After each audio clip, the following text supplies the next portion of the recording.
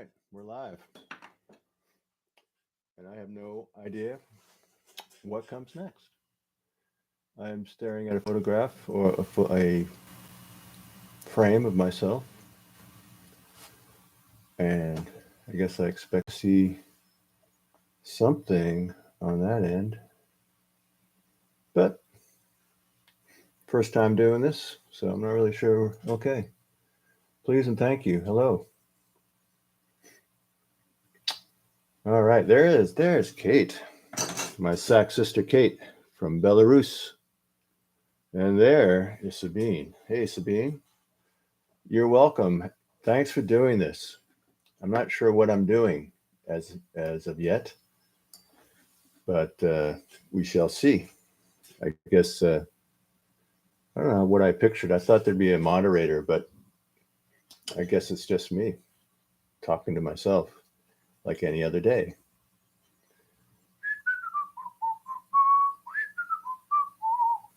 So here we have it. What do we know? What can I do for you? You want to hear a tune? Okay, here we go. Tell us a little about the film Come in Houston. Okay, I guess that's why we're here. Hello from Bergen, Norway. We met after the concert in Barcelona a few years ago. Olaf. Of course, Barcelona, one of our most favorite places. And we do miss being in Europe with vapors of morphine. But hopefully we'll have an opportunity coming up soon. Uh-oh, things are starting to get hot over here. Uh-oh, that game.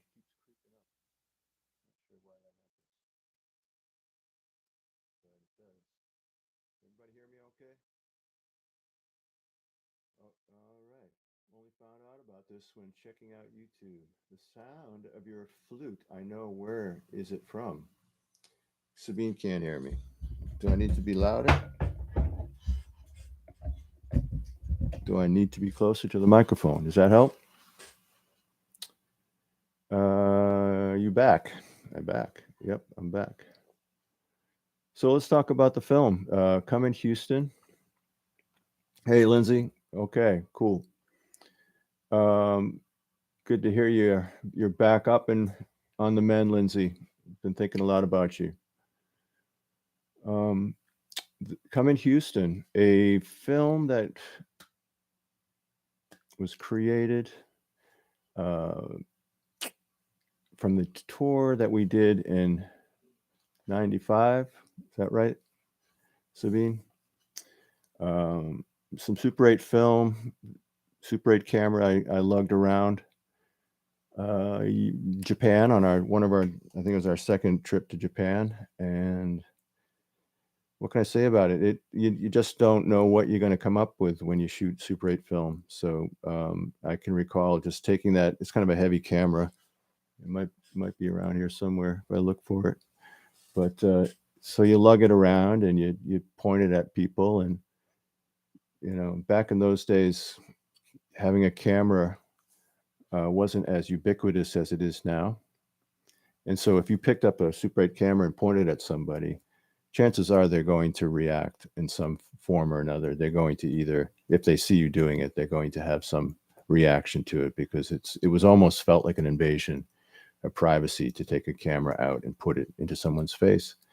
And you can see Mark sort of looking at me every time the camera comes to him. He kind of looks at you like, will you please put that thing away?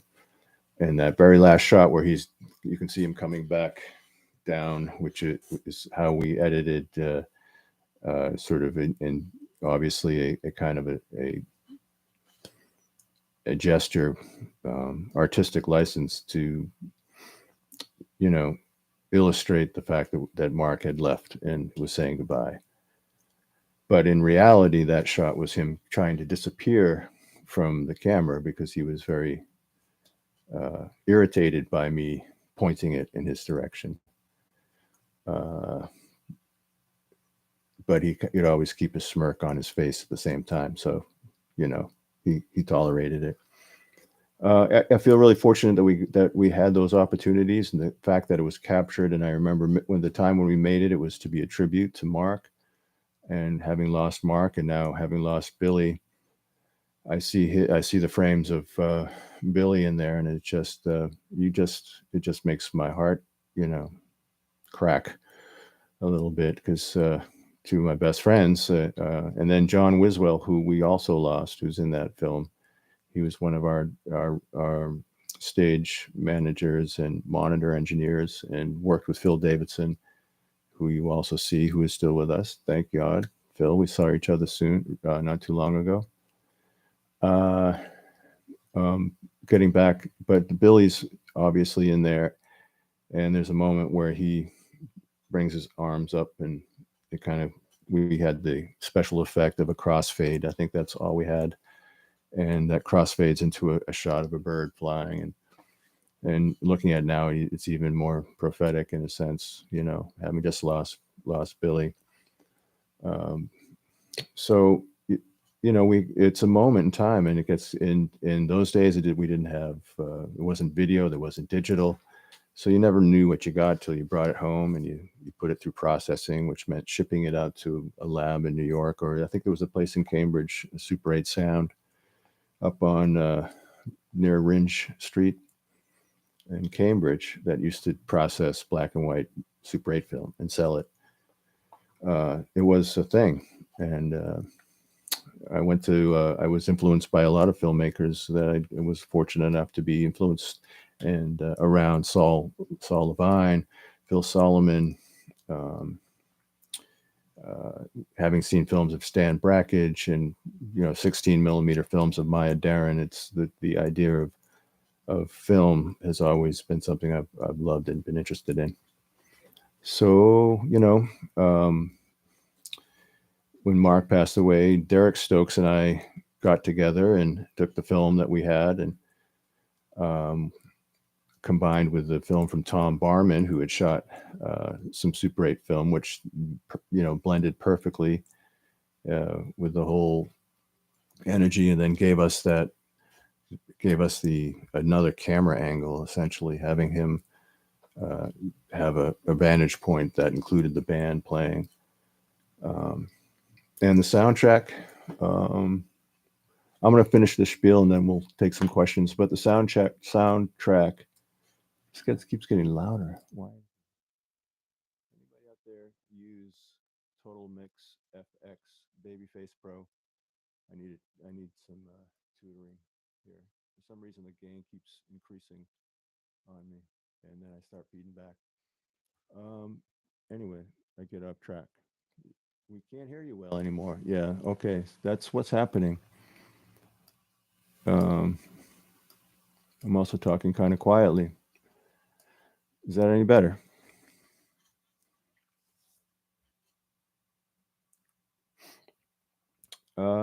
So basically, the soundtrack. Getting back to that,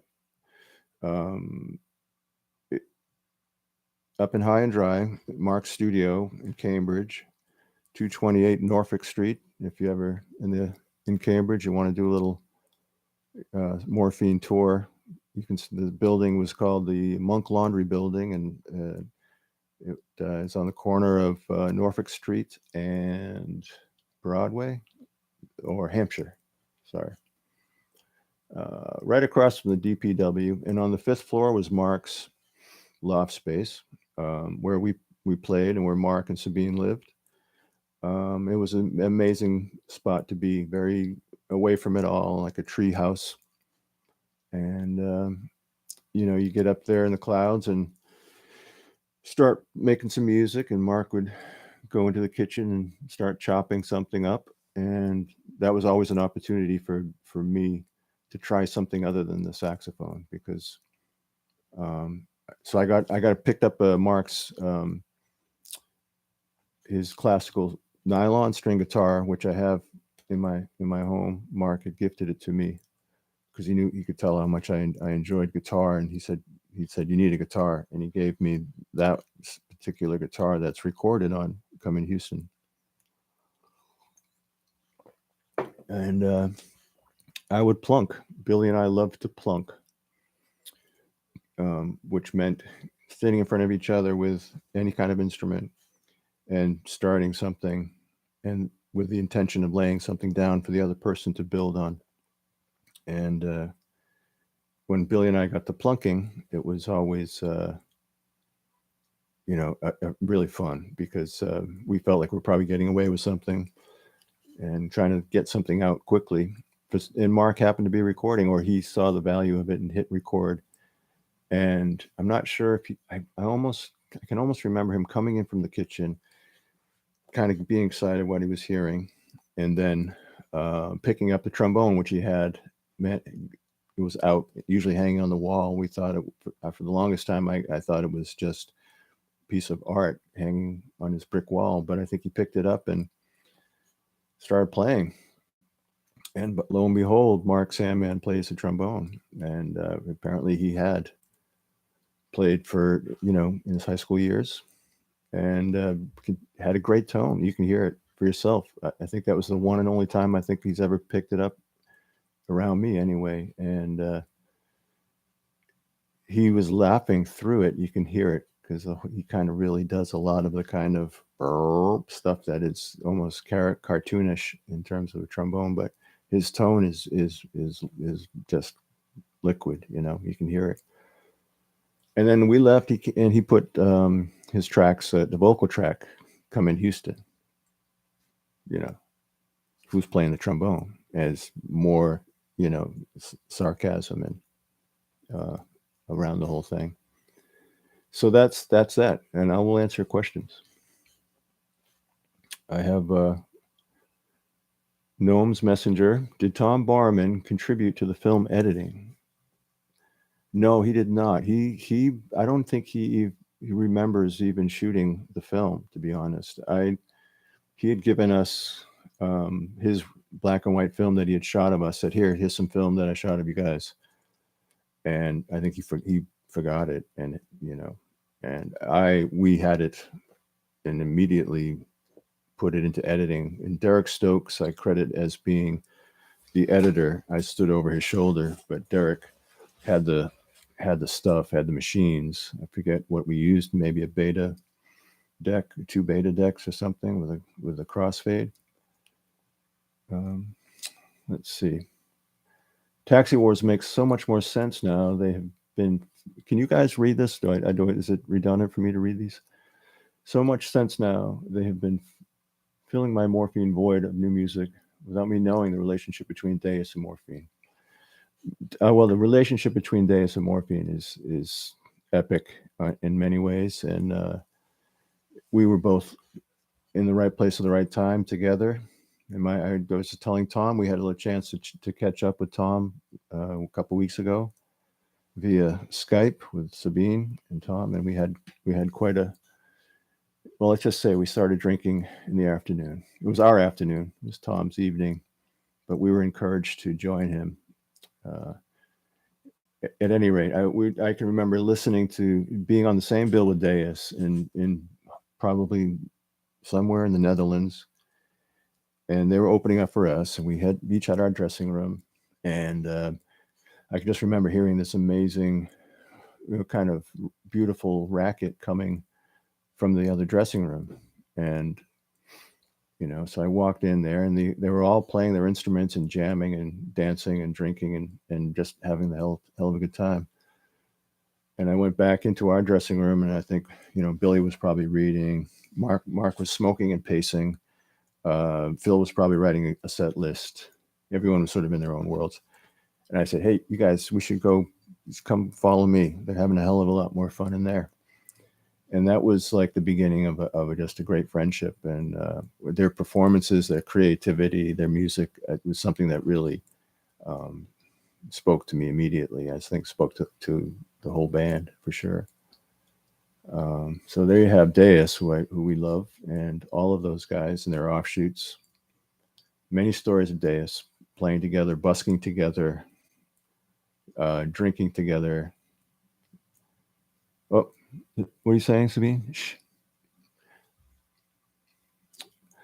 Will we see more unreleased material from Morphine? Oh, I'm sure you will. There's so many possibilities. Let's put it that way.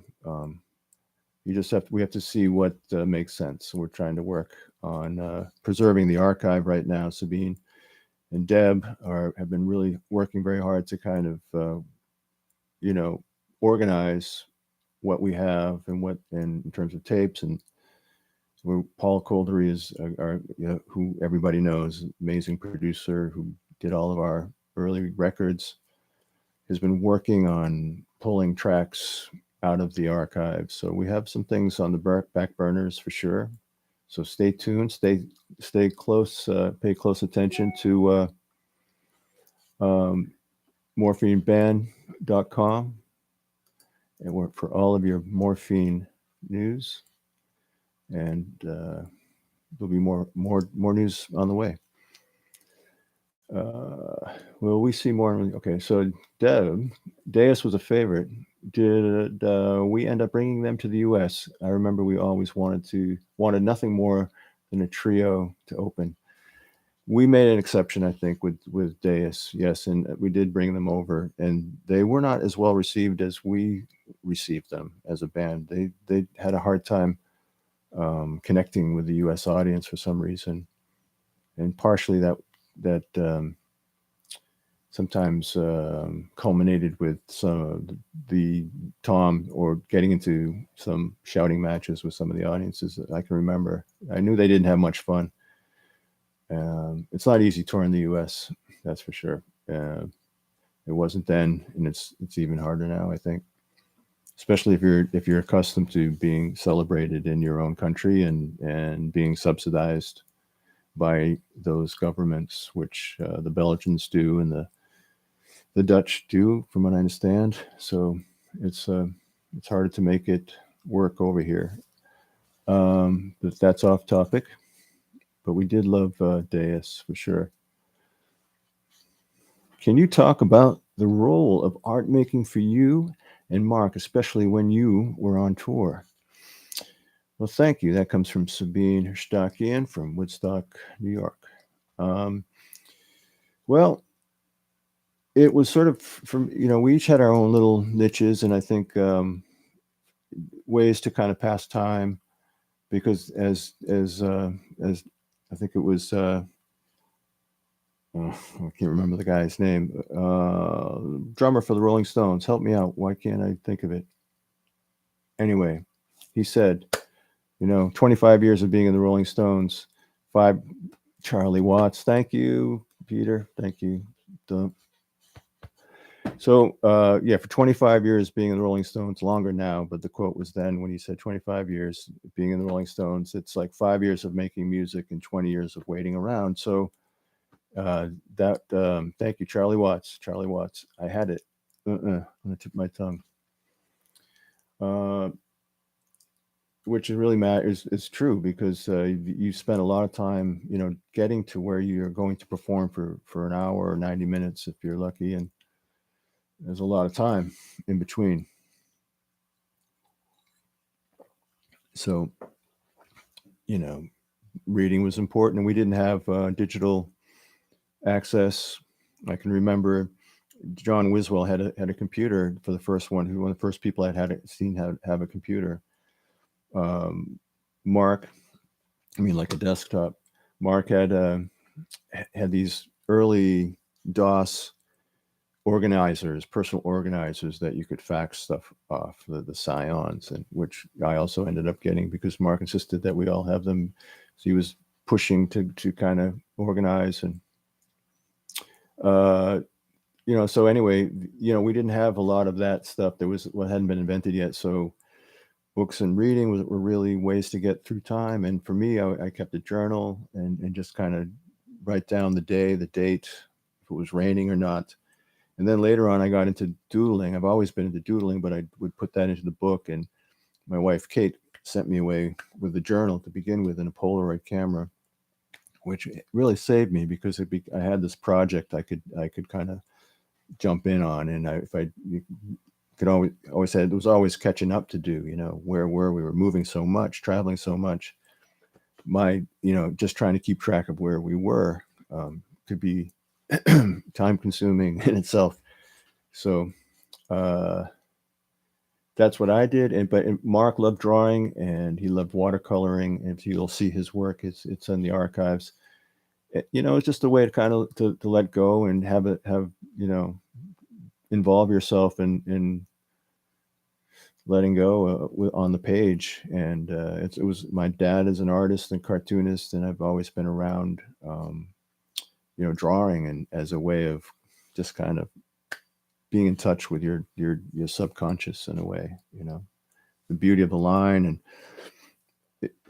making art, and seeing art. Part of making art is to be able to see it. And when you're traveling, there's a lot to take in. There's a lot of information, and I felt that like I had to kind of keep note of it. Otherwise, I was not going to remember where I was 2 weeks ago. So art was important, and really important, just in terms of keeping ourselves sane in a very long and arduous touring schedule. Dennis Lima, hello Dana. I miss to see the Vapors playing live. Any chance you're coming to Portugal? We would love to come to Portugal. If you know enough people who can, put something together, we could, it's a direct flight from Boston, so we can make it happen. Just have to get the right people involved. That goes for most things, Will you ever release a solo album? Yeah, who knows? Maybe. I don't know. Who wants to listen to me, solo? I sure as hell don't.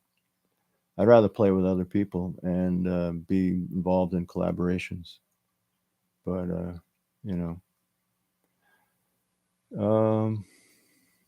hi Dana, huge fan. Josh Homey said he's a big fan. Have you ever been invited to contribute to the Desert Sessions? Would you? Well, I just had the opportunity. I was out there in March. I got to go out and spend a few days with Dave Catching, contributing to the 30th anniversary of Rancho de la Luna. And it was just the most, I don't know, it was like a bucket list thing for me, for sure. I had the greatest time. It was spiritually just what I needed at the right time. And turn this thing off. Recording and being in the company of such great music minds. I don't know. It was it's very rewarding, but also validating, and just to be submersed in making music. I've been doing a lot of stuff at home, so I hadn't really been in a room with a lot of other musicians for many years, pre-pandemic. So for me to be in the room with Dave Catching and John Garcia, and so it was for me, it was pretty amazing. Thanks for asking. Hi from Buenos Aires. Hello to Buenos Aires. One of our favorite cities for sure. We really miss not getting down to the South American cities.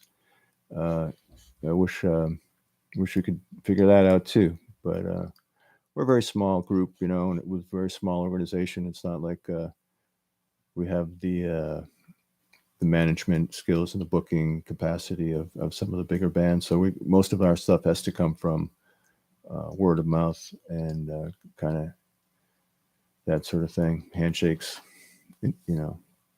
virtual handshakes. Oh, and phenomenal mezcal. You ain't kidding there, are you, gnomes? Yep.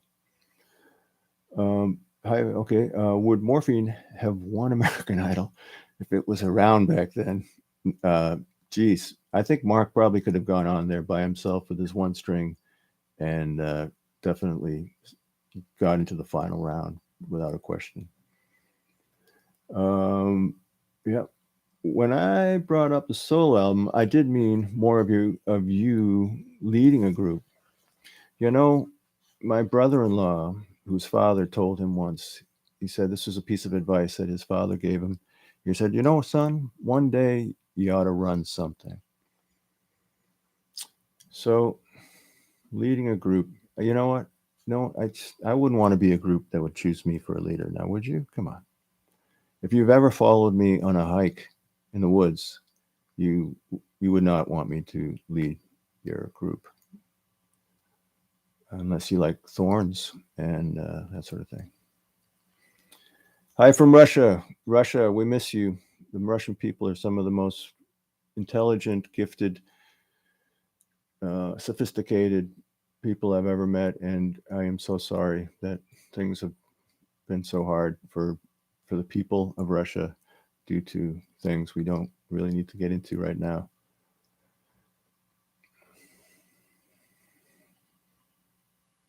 Yeah, Damon. Well, hopefully we're going to keep trying. Will I write a book?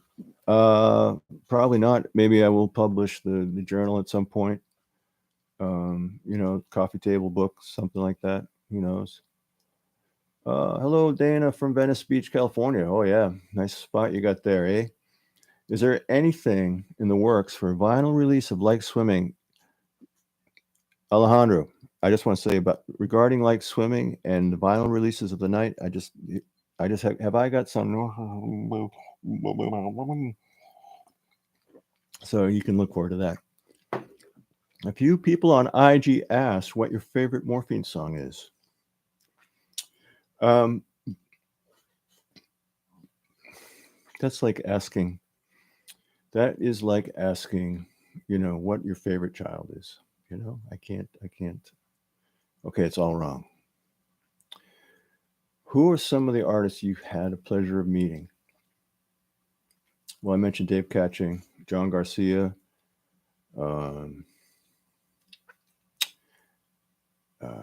Geez, drawing a blank. We met Stevie Winward. Um, we met Henry Rollins. Les Claypool, of course. I met Neil Young. I mean, if you call like a handshake and a hello, we sat. Neil Young and I stood side by side during the Horde tour, watching the Squirrel Nut Zippers side stage, and I actually said to Neil, as he was standing next to me, these guys kind of remind me of Cab Calloway, and he was taller than me, so it was kind of like this. These guys kind of remind me of Cab Calloway, and then I looked straight because it's Neil Young, Like did I just say? And he went, "Hey, yeah." I think that was kind of like what he did, but more Canadian. Hell yeah. What was it like to hang out with Joe Strummer? Whoa, damn. Joe Strummer.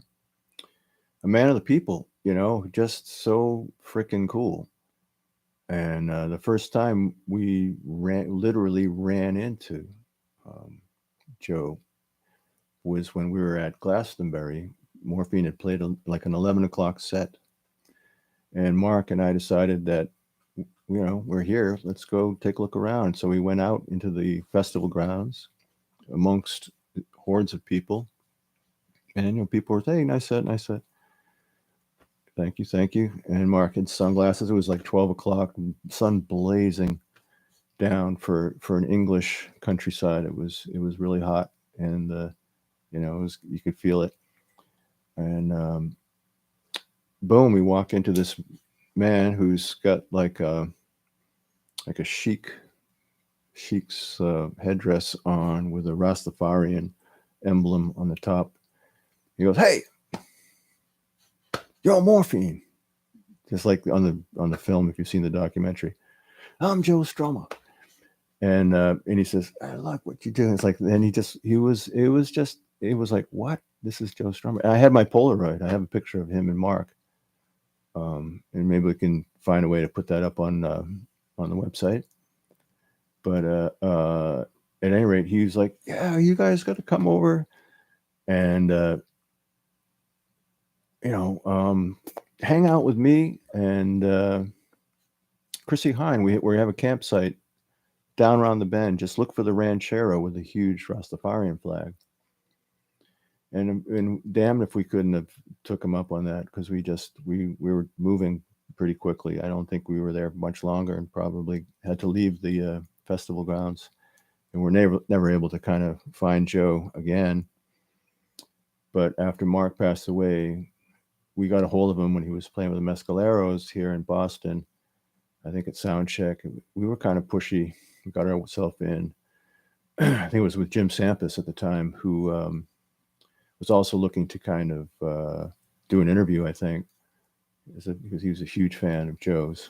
And so we got ourselves backstage and something and asked him if he would be willing to, you know, give an interview about that meeting. And he was so kind and gracious and volunteering his time and saying such wonderful things.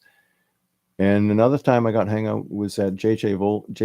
Foley's. I think it might have been later that night, where he went down to the J.J. Foley's, I think that on Kingston Street, I believe, in Boston. And we went down and hung out. And he was there at the bar, surrounded by guys, all wanting to buy him a drink and just, hear what he had to say. So we ended up sitting in a booth. Didn't necessarily get to kind of exchange any conversation, but man of the people, Joe Strummer, one of the best. Have I learned any new instruments while in lockdown? I'm still haven't learned the one that I supposedly play. Hey, Neil, what a legend. Damien. Jim Carrey, man, I love your work. At what point did you have to quit your working life and commit fully to music? How long did you work for until Morphine took off? Well, there was a period of time in my life when all I had to do was make music with Morphine, and that was about a 10-year period. And on either side of that, I've had jobs and continue to hustle, and so that was cool while it lasted. Holy shit! For some reason, creeping up on that volume. Christian, yes, the Squirrel Nut Zippers. I played pool with them with a friend of mine in a dive bar in Columbus, Ohio, in the mid '90s. They were so awesome to hang with. Yeah, wonderful people. Jimbo, Catherine, just and great musicians. Just pulling like this music from the ethos, like not the ethos, the ether, like their history, the music and the history that they bring up and then make it their own and contemporize it. Then it's pretty cool. I like them. Thoughts on the Marcus Smart trade? Sorry, James, wrong chat, man. We can't talk about Marcus Smart. I am heartbroken, but okay, let's move on. I think that might be it. Yeah. Oh, I missed Peter's. How different was the vibe of the club shows from the big festivals? Well, there's no real comparison. The festivals are something that you show up and you don't usually sound check. You jump on stage. Usually the production crew are really good, so you don't really need to do much, but you don't really get a chance to warm up. A few notes and away you go. Whereas a club, you get there early, you set up, you relax, you get comfortable, you play some songs, you maybe go over some new stuff, you get settled in, and then, of course the vibe itself in the room is way more. You feel much more connected to the experience because the room is so small and you have people who you can see and feel and that it's like all there for that. Whereas a festival, you can see a lot of people, but a lot of them are just kind of wandering, bumping into each other out there in the field. What do your kids think of Morphine? They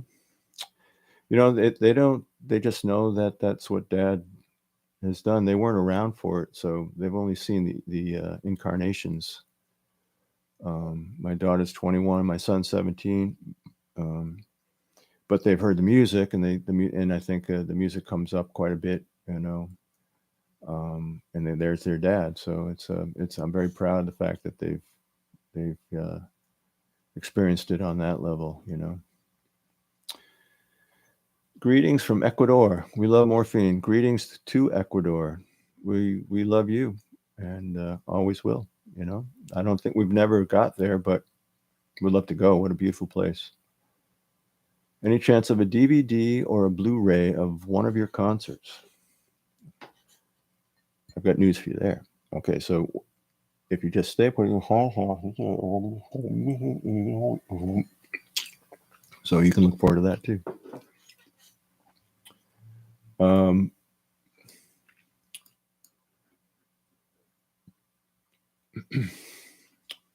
Do you want to perform in France one more time? Well, you know, France are very fickle people. I'm kidding. I'm kidding. Of course, you know, France, we love France. We'll go pretty much anywhere anyone will have us, you know. Um, the key is there's a couple of little bits of moving parts, you know. How do you get three guys, middle-aged guys up off their butts, off the couch? How much is it going to take to do that? And then, you know, all the logistics. So, you know, touring is a whole question mark about getting plugged into the right people who know what they're doing. Okay. Dun, dun, dun, dun, dun, dun. We're getting there. I wish I knew why this keeps creeping up. All you techies out there, I have a Total Mix Babyface Pro, and for some reason, the gain just keeps going up all on its own. How does that happen? I saw my first Morphine show with Dirty Three. Man, yeah, of course, opening in Portland, Oregon in '94, I believe. Was that a tour or a one-off date with Dirty Three? And how did that pairing come about? Amazing night. Well, we met up with them on our first trip to Australia, I'm pretty sure, and they were on tour with us as an opening act. And I think, from what I understand, we invited them to join us in the States on a West Coast tour. Yeah, wow. Warren Ellis, man, he's one of my favorite musicians in the world. And at the time, I didn't even realize, you know, who they were and who he was. I have to admit, but I knew that the music that they were making was like nothing I'd ever heard, and I loved what they did. And their live performances were just you know, they just swept the stage. You know, tough act to follow. Trio instrumental, they fit the bill. Is that why, Deb? Okay, yeah, they sure did. Man, we got a good one. Also, I'm a sucker for Australian bands. Yes, so Deb had a lot to do with that. Good call, Deb. Of course, Deb always has her finger on the pulse. And Deb Klein, ladies and gentlemen, who is our manager and is a big part of what's going on with Morphine these days. Works with some amazing groups, Cypress Hill, Melissa Etheridge. I hope I'm not embarrassing you, Deb. Oh, actually, I hope I am. Heidi, more VOM shows planned in New England for the fall. We're doing a thing in Brighton, Massachusetts on the 23rd. It's an, I believe, outdoor festival in Brighton. And you're all welcome to come. And what else? We're looking at potential, and I know I'll probably jinx it, but we're talking with somebody in the Balkans in terms of a potential tour in December. So we shall see. What was the last concert that blew you away as an audience member? Last night, I went to see The Perceptionists at the Lizard Lounge with Dub Apocalypse as the backing instrumentalist. They just tear the house down. Please and love you. Love that question. What was the last concert that blew you away as an audience member? Okay. Yeah. No, I was lucky. It was just last night. And pretty amazing. Perceptionist, check him out. Mr. Liff and Acrobatic. And with Dub Apocalypse too. I don't think they have anything recorded as with Dub Apocalypse, but Resolution is a record you should listen to if you haven't. All right. How are we doing out there, people? Anybody need to stretch their larynxes? or their fingers.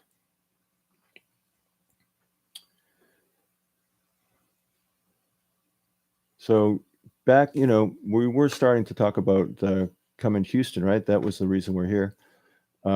This is a re-release of a film that you will see or have seen, and it initially came. I think it got put out on YouTube or something when YouTube just was created. I forget. I know. After we made it, we threw it out into the world, but it's been revived and revitalized, and I hope you take a look and get a taste of what life was like for us back then.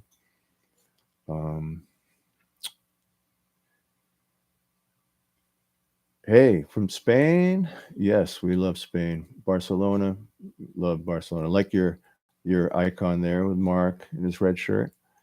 Matthew Goff with a big smiley face. Has you guys ever seen Romper Room? I don't know if you're probably all too young for that, but there used to be a show in on the East Coast called Romper Room when I was a kid, way back in the '60s, black and white. And the teacher, it was like a teacher, Miss Ruth, and she'd hold this little circle up and she'd say, I see Billy and Bobby and Janie. And you'd just wait for your name to come up. They never said Dana, but yeah, okay. Thank you for adding the credits, Cito. Thank you for adding the credits, Cito. Yes, Cito the man. I don't know how he does it, but he has everything morphine related. I don't want to know, but he has it all. Any memories of playing in Houston? I have a good memory of playing in Houston with the Twine Men. We played a place called the Super Happy Fun Land, and it was a house actually on a street that was painted in all kinds of multicolors. And you went in, and there was a bunch of young people hanging around with 2 crock pots. One had rice, one had stew. A little theater, little like ranch house with a room that was opened up and had theater seats, a little stage that was had about that much stage on it. Lift came in, did a show, had some a little bit of stew with some rice, and went on our way. Yeah, Super Happy Fun Land. Any VOM concerts coming up in the PNW, Pacific Northwest? No, I wish. I wish, man. It's a great spot to be. It's like we have a very small group, and a small organization, and we all have like lives, unfortunately, that pull us away from the complete, utter pursuit of being a band. Because these days it's just not, tenable. But we love it when we have the opportunity, and if we can get away for 2 weeks and make it work, we'll go for it. I love Romper Room. Heidi, thank you. Somebody hears me. Jean-Paul Rechivita. Any of you? Okay, you asked that one. Lindsay. And of course, she never said Lindsay. That's true. How did AKA Cod come to be? And you love that project. Well, that's funny. I was just on the horn with Monique, and we're trying to get her back east. She's in Texas right now, and kind of having a hard time finding a musical community and finding the time to make music. And so we're trying to find ways to get her back east.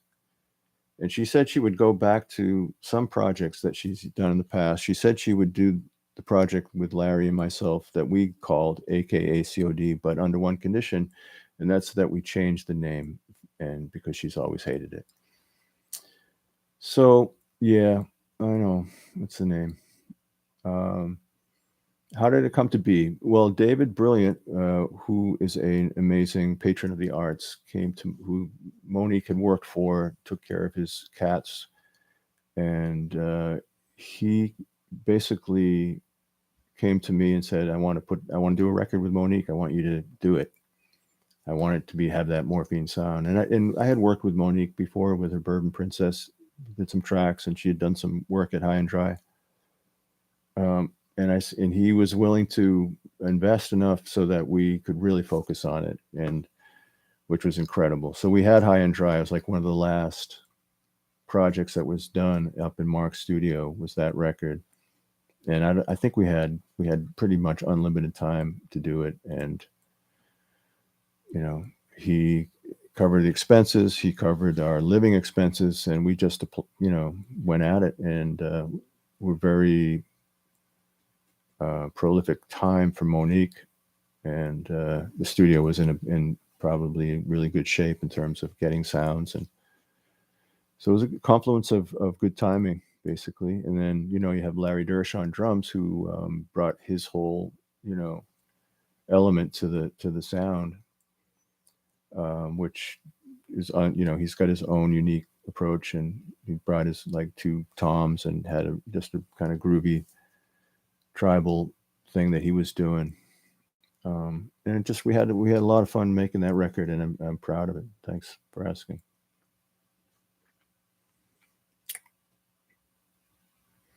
Okay, we may be winding down. I don't know. You guys running out of gas, huh? You're looking a little sleepy on there out there. I saw you live in Sao Paulo a decade ago. It was a 2 a.m. concert. Oh yeah. Oh man, that was incredible. That was with members of Morphine, if I'm correct. We used to call it before it became Vapors of Morphine, and that included we had Billy Conway and Jerome Dupree on that tour. So both of those guys were playing drums, with Jeremy Lyons, of course, on bass. And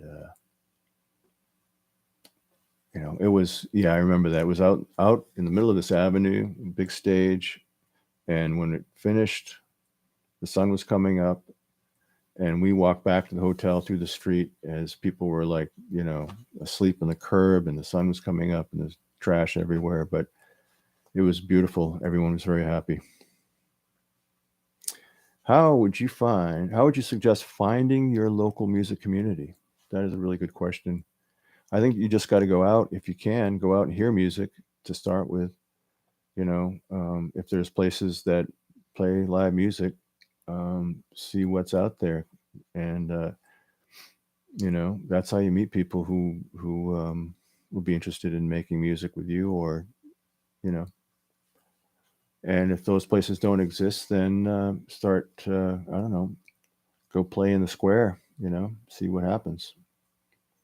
If they don't throw you in jail, then, you know, you're in good shape. Thanks for your time, Dana. Dialing in from Sydney. Gnomes. Yeah, hey, great. Thank you for being here. We really appreciate your comments and your experiences. Jim Carrey, what are some of your favorite countries you guys have toured? Hello to you from Ukraine. Well, you know, Deborah Klein, will you do this again? Maybe in the fall when we have that new drinking water. When we have the fall, will you just maybe in the fall when we have that new drinking water? Feedback. How does that happen?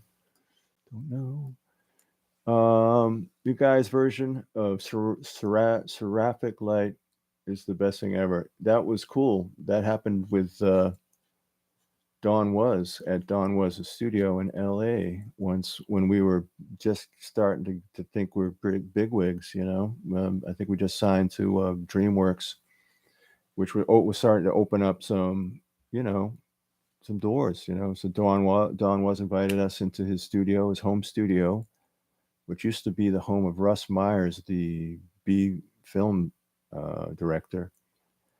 And in his house, in Don's house, I hope I'm not giving too much away, Don, he had Russ, and it had his wine cellar worked out so that it was in the basement, or in the cellar, why they call it a cellar. But he had a big picture window on the wall, you know, this wine tasting and his wine bottles next to it. And on the other side of the glass was the underside of the pool, the water. And he had it designed so he could watch his starlets swimming while he drank his wine in the basement.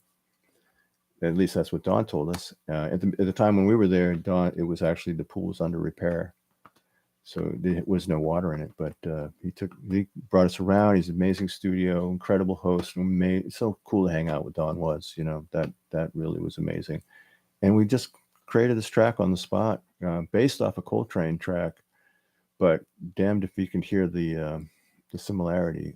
It sort of we just sort of maybe took a little hint of the melody and kind of ran with it a little bit, but I thought it came out great, and it was supposedly for a Coltrane tribute record that never came out.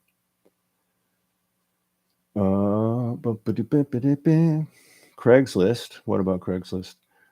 Your guys' version. Okay. Will you do this again? Yes. Thank you for your music. Thank you for your ears, all of you. We would, without you, there'd be no live music and no music. So thank you to everyone who, came to Morphine, and for everyone whose Morphine music has mattered to them, we thank you. We have photos from that visit in the archive, from the Don Was visit. Yeah, and it's pretty cool. This was so cool, Dan. Thank you. Thanks for taking the time to talk with us. Only thing I wish was that we could actually talk. I'm reading off the screen. I would love to hear your voices. How many times did you see Prince live? I only saw Prince live once, and it was with Maceo at the Boston Garden, and it was pretty spectacular. But I didn't, I had seats that were pretty far away, so what I saw was mostly on like a jumbotron. But man, he could play. Fuck yeah. Did Mark use his 2-string Premiere on the night? Yeah. Oh yeah. He used it. You can hear it everywhere. He also used his other. I'm not sure which maybe the K bass, but he would on that you can hear him like detuning it really low, like floppy low, to get the lowest bass frequency you can get. Did Mark? Yep.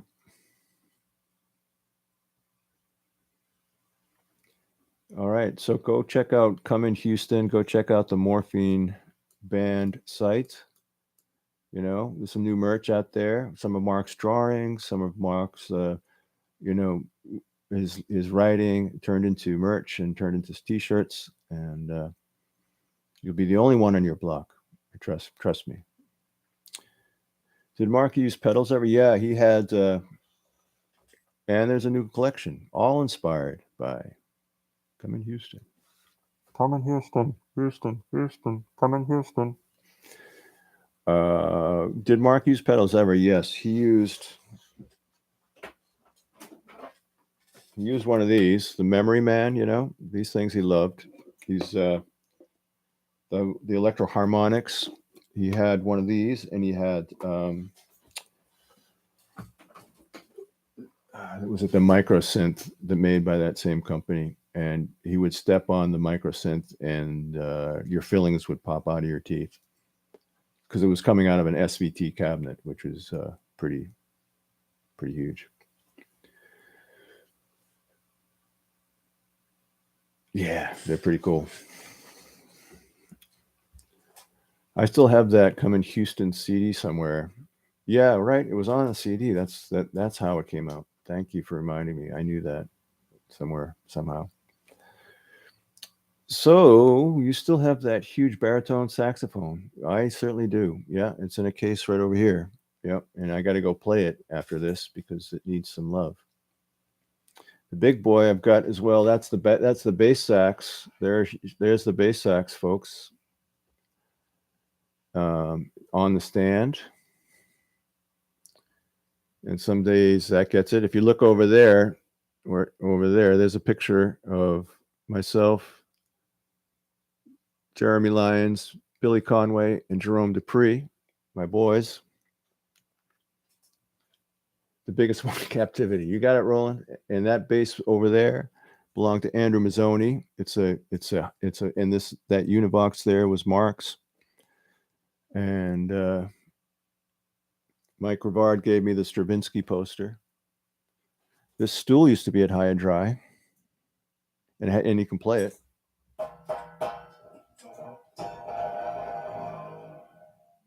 See what I'm saying?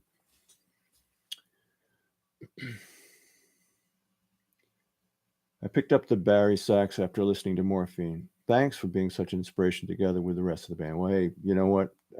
Thank you. It's the fact that anybody's out there making music these days, and that if they listen to us and we help them along the way, then that's our job is done.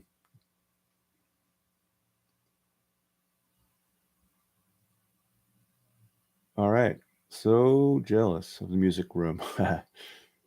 You should talk to my wife. She thinks I should clean it up, and she's right. She's absolutely right.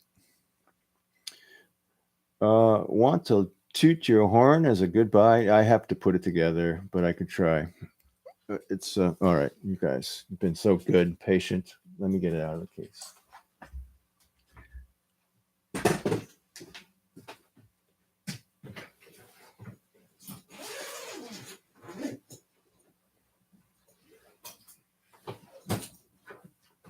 There it is. Oof, man, that thing just keeps going back, doesn't it?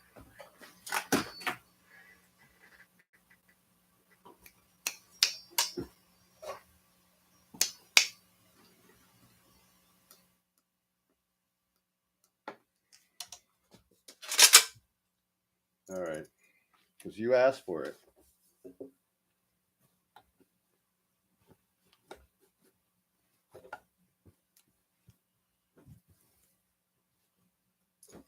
Sios. Well, that's where I put a pickup in it. I want to play electric. 1930s Con 12M. And see, told you, plays. Ooh, hear that? See, that's Jimmy doing Monterey.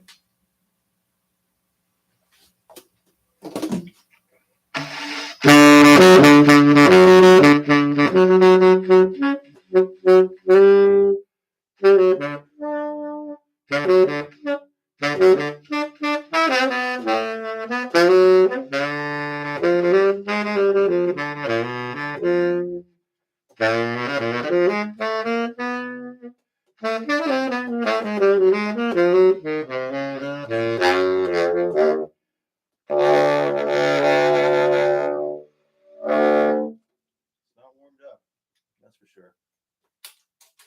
There you go.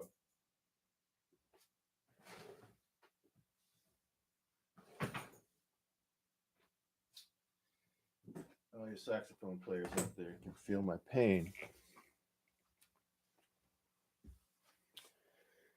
You're good too, Kate.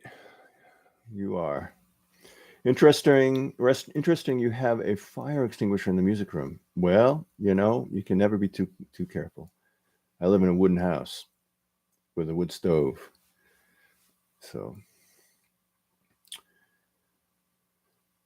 I knew what you meant there, kiddo. I see what you're putting down. Big thanks to my friend Kate. She sent from all the way from Belarus today. She sent these beautiful dishes, and if I had them with you, I'd love to show them to you. But they are absolutely gorgeous, filled with a box full of candy that's in another bag, 3 bags of candy, a box full of candy bars. And my son is very excited because he's going to show his friends all of this amazing candy. So, and I have to, I'm giving some to Andrew. I have been instructed. Hey, guys, I think we're getting close here. Like another minute, we'll be here for a whole hour. And we should definitely do this again. I mean, you know where I live. So, just drop on by. Would you advise a beginner musician who has his own songs and wants to create a band to play them? Well, you're already ahead of the game. If you have your own songs, you just have to find a way to convey them to your band in a way that they can also feel like they're being involved in developing them, so that it becomes part of them as well. So you have to give them enough of how the song is, but also allow for them to kind of bring their own thing to it. Otherwise, they won't want to play with you.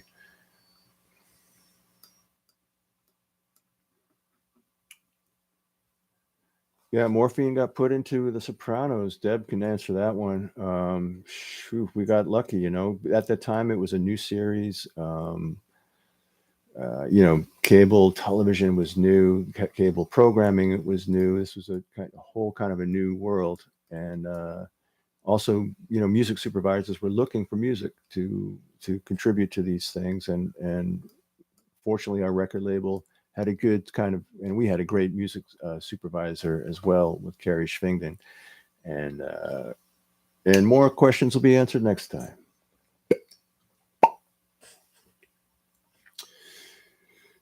We love you. All right. Thank you, Sabine, Deb, of course, everybody. Graham, of course. Can't forget Graham. And Peter, thank you so much, guys, for being the guys behind the scenes who put this all together. So have a big hand for Graham and Peter. They talked me through this whole thing, and I would not be looking at, you know, like I know what I'm doing if it weren't for Graham and Peter. So I owe it to you guys. Anybody else got anything they want to say before we say goodnight? Thanks, y'all. Thank you. All right. That was fun. I should talk to myself more often.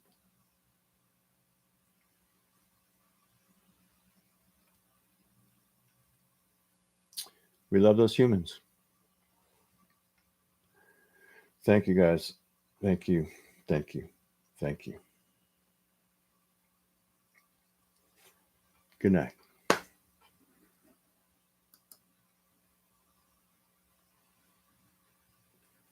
Sorry, I have a question. Is the big boy still? Hey, we're back, and we're back. I was kidding. That was just a fake encore. All right. What is it? I have a question. Is the big boy is still tuned? Yeah. Meaning, what do you mean? Is it still tuned? Is it still playable? Yeah. Yeah, it does. You can play it.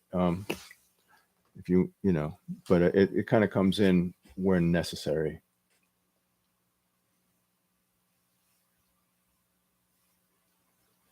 All right. I think that might be it. All right. We'll see you out there in the world. And, you know, I'm on Instagram. Drop me a line. See you at a show. Thanks to Sabine and Deb, Graham, Peter, everybody else involved today. And, of course, all of you who made this so much fun. So we shall see you very soon. And you people in Europe, go to bed.